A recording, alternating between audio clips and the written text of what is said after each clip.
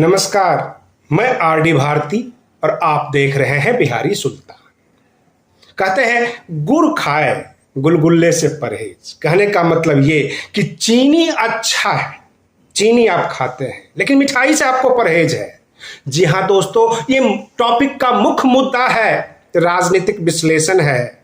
देश में बहुत सारी घटनाएं होती है, जिसमें जालौर की घटना हो अथवा हाथरस की घटना हो अथवा बिहार, बंगाल, कहीं भी कोई भी घटना हो पूरे देश में, बहुजन समाज का एक बराबर SC/ST के साथ आए दिन जाति सूचक शब्द का प्रयोग होता है, जुल्म होता है और भेदभाव के आधार पर हमले भी होते हैं। लेकिन इसका जिम्मेवार कौन है? क्या इसका जिम्मेवार आप बार बार सिस्टम को अथवा सवर्ण को अथवा सरकार को कहकर जो है कितना दिन तक अपने आप को धोखा देंगे? इस पूरे प्रक्रम में मैं जिम्मेदार मानता हूं बहुजन समाज को, जिन्होंने अपने बड़े राजनीतिक चेहरे को कमजोर किया है। पिछले 8 वर्षों में देखा गया, बहुत बड़े दलित लीडर हुआ करते थे, रामविलास पासवान जी जो स्वर्गीय हो गए। बहन मायावती जी को आपने उत्तर प्रदेश में 1 सीट पर लाकर खड़ा कर दिया। बहुजन समाज का जो नेतृत्व है, जो बड़ा चेहरा है, उसे आपने कमजोर बनाने की कोशिश किया है। अगर आपके पास डेटा हो तो आप इसको सर्च कर लीजिए।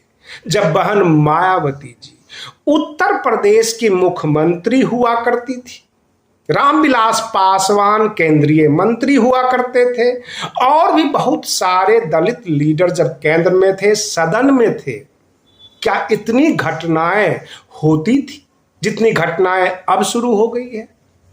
तो इसका मतलब यह हुआ कि बहुजन समाज ये तो चाहती है कि बहुजन समाज की सत्ता आए, बहुजन समाज का राज हो, परंतु बहुजन समाज के बड़े नेता को हम जमीन दिखा दें, उनको हम वोट ना दें।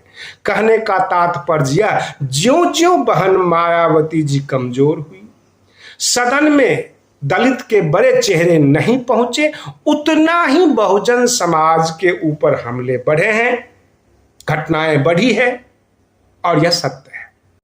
मैं सत्य कह रहा हूं, क्योंकि जब जब आपका दलित नेतृत्व कमजोर होगा, आपके ऊपर हमले बढ़ेंगे। और इसलिए मैं बढ़ चढ़कर बहन मायावती जी का वीडियो इसलिए बनाता हूं, उन्हें ताकतवर बनाने के लिए आपसे अपील करता हूं, ताकि बहुजन समाज सुरक्षित हो। बहुजन समाज के ऊपर आंख दिखाने से पहले कई बार सोचना पड़े कि ये सवाल सदन में गूंजेगा, ये घटनाएं सदन में गूंजेगी।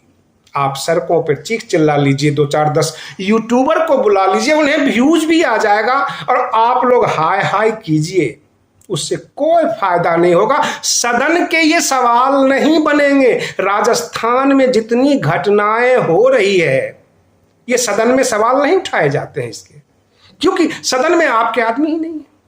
आपने अपनों को ही सदन में नहीं भेजा है। सवाल कौन करेगा आपके लिए? सबसे बड़ी प्रश्न यही है।